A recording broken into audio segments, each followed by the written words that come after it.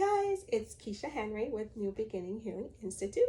Welcome to today's Monday Power Tip. Oops, did I say Monday? No, I changed it. Did you see today's post? It says, or it reads, 1 day Power Tip. One, not O-N-E, but W-O-N-D-A-Y. So yes, I turned the M around to a W and made it 1 day. I thought it was so clever because, a lot of us, more in the weekend, including myself, it's like, oh my gosh, I love what I do, but do I really want to roll out of bed Monday morning? And so I thought of, instead of making it Monday Power Tip, why don't we call it 1 day Power Tip? As a matter of fact, my brother, my twin, he's actually going to make these shirts for me. Did you see the shirt posters I put up? My brother did that. I want to give a shout out to my brother Carson right now because he was very inspirational with getting that done for me. So you know what? You have to give credit where it's due, and I want to do that for my twin bro right now for helping me, express this creative side of me. Instead of saying Monday, it's a 1 day Power Tip. So let's continue. So the keyword today, we're talking about synaptic pruning. It's interesting that today's Halloween. I don't celebrate Halloween, but this country does.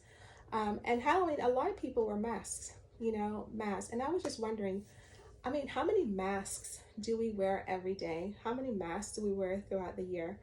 And I don't know, yesterday, this is so interesting. Yesterday I was at church and it's Pastor's Appreciation Month and my pastor didn't preach. And there's another brother, Saul, who actually preached, and he talked about, his message or topic came from 1 Samuel chapter 16. Okay, Irks. Don't shout me down and don't tune me out. This is just my spiritual expression that I weave in from time to time when I do my tips. So, but if I tell a story though, like I always say in my practice, if I tell a story, there's a reason. It's not because I just want to tell a story. There's a reason. It's an illustration that takes me to my synaptic pruning. So he was talking about when things come in your life and somehow it kind of disorients you and somehow wants to take you off your path. His topic actually was what's born in the heart of God for you to do. And I was like, so what's born in the heart of God for you to do, meaning you to do. So you cannot do something that everyone else is doing or someone else is doing. That's one. And then two, there are things that will come in your life that will try to make you put on different masks so you can't do or prevent you from doing what you should be doing. And then so his takeaways were, number one, how to actually prune or reset yourself so you can actually do what you are really meant to do, created to do, right? Instead of wearing these multiple masks. And he talked about, there are a couple points he actually, stated. He said, number one, obedience. Okay, so for you to obey or have structure is really what I'm taking from that word, is you need to have an understanding about things. And that understanding would typically come from scripture, okay? And the second point he says was having humility, because if you have understanding, if you're following, if you're immersing yourself in it, your heart will be affected, and so you'll have humility. And then he dealt more with the heart. He talked about, well, not only will you have humility, but then the third point would have been to have worship and meditation. Okay, worship can be praise, meditation can be thinking about, being quiet, being thoughtful. And I'm thinking, oh my gosh, did he read my mail? Meaning, did he listen to my podcast? Because the Saturday night's podcast was talking about essentially feeling disoriented where you are because you're trying to make a change, because you're really trying to become that true self. And ways of how to do that. And perhaps you may not have that strength on your own, but where can you look to? What are some different objects that we can internalize in our lives to actually make that happen? And by doing that comes about synaptic pruning. So that leads me to say, once again, did he listen to my podcast? I know he didn't. Oh my goodness. So that was a reset for me. That was a pruning for me, to sit there and hear someone, express from a spiritual perspective about synaptic pruning, but not calling it that. The topic was what's born in the heart of God for you to do and how to get that done.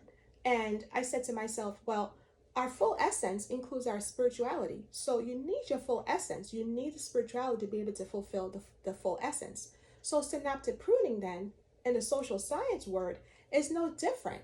Okay, so what does that look like? Well, here's the deal. Pruning, as it sounds, is just trimming away right, of those old, worn, newer pathways that got created out of emotions and actions. I call that the pistons firing together. So if they fire together, they wire together. So over a period of time, from infancy to childhood to adolescent years to adulthood, so this process is taking place all the way through. So here's the deal. If you don't have synaptic pruning, that means you're not being productive. That means you're not doing what you were truly meant to do. You're not doing what you're truly meant to do. As a matter of fact, get this picture in mind. Do you have a flower right now or something in your garden that needs to be pruned, that needs to be trimmed back? I mean, think about it, right? If it's not trimmed back, it's not going to produce what it's supposed to produce. It's not going to be as beautiful. It's not going to be its true self, what it was intended to be.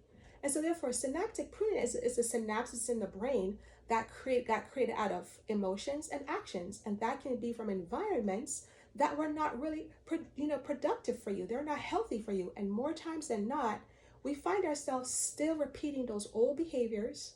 Again, have in mind that picture of that plant that's just big and just out of control. It's not beautiful. It's not producing anything. Just think about yourself as that plant. You have these old synapses that are firing and wiring together, primarily in environments, really, that's not allowing you to grow and to become your true self.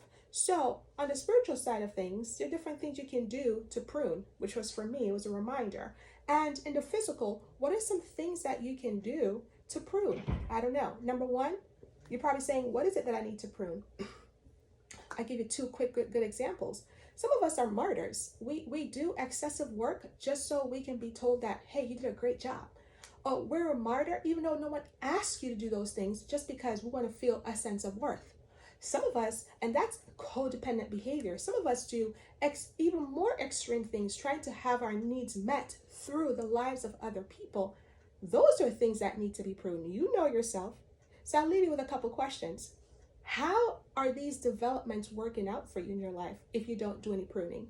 Where do you stand on these outcomes that are happening to you if you still decide not to do any pruning? Okay? And so synaptic pruning is important all through life. So if you're not producing, if you're not productive in your life, maybe you should consider synaptic pruning. I don't know. Let me know what you think about synaptic pruning. I love those words, okay? And a lot of times we find that synaptic pruning can take place. Consider those questions I just asked. It can take place when we focus on the things that we really, really want to do. Those things that are deposited in our heart, that was born in the heart, those are the things that will help us to actually have this pruning done. Listen, I hope you will give some thought to synaptic pruning, and I look forward to speaking to you next time. Bye, guys.